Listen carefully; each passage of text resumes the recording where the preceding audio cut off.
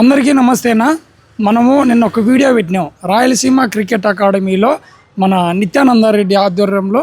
So అక్కడ చిన్నపిల్లలకు donation tournament అని చెప్పేసి శనివారం ఆదివారము చిన్నపిల్లలకు క్రికెట్ పెట్టి వాళ్ళలో విన్ అయిన వారికి కప్పులు ఇచ్చి తర్వాత రాయలసీమ క్రికెట్ అకాడమీ తరఫున మనకు శ్యామ్ నందన్ అనే అబ్బాయికి SMA type 1 అని చెప్పేసి 16 కోట్ల ఇంజెక్షన్ వేయాలా. సో దానికోసం అని చెప్పి క్రౌడ్ ఫండ్ ఇంతకుముందు పెట్టాము.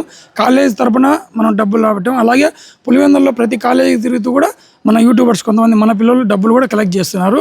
సో వీళ్ళు కూడా క్రికెట్ అకాడమీ వాళ్ళు కూడా మా క్రికెట్ అకాడమీ తరఫున కూడా మేము కూడా 10,000 డబ్బులు ఇస్తామని చెప్పేసి ఇచ్చారు.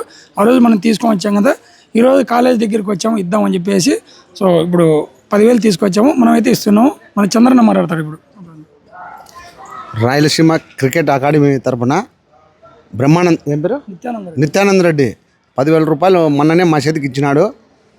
సమయానికి సార్ దొరకక మేము లేక మా దగ్గరే పెట్టుకొని ఉన్నాము.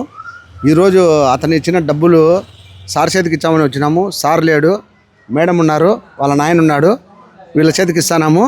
ఎవరైనా ఇంకా శ్యామ్ నందన్కు సహాయం చేయాలనుకుంటే మీరు కూడా అతని ఫోన్పే నెంబరు స్కానరు షెల్ పైన పెడతాము, మీరు దాంట్లో వేయచ్చు.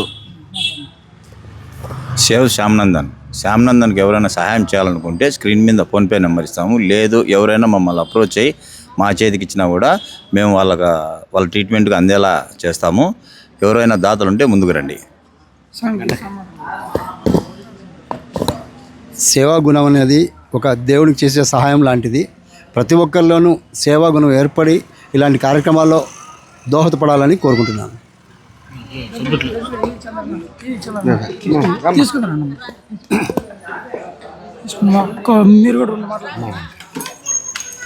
నమస్కారం అందరికీ. First thank you Rayalaseema cricket academy. అడగకున్నా కూడా హెల్ప్ చేశారు.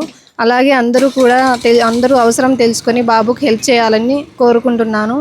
ఇలాగే ఇంకా ఎవరైనా హెల్ప్ చేసే వాళ్ళు పులివెందుల హరిని అప్రోచ్ అవ్వి స్క్రీన్ మీద కనిపిస్తున్న స్కానర్ కావచ్చు, ఫోన్పే కావచ్చు డొనేట్ చేయాలని కోరుకుంటున్నాను.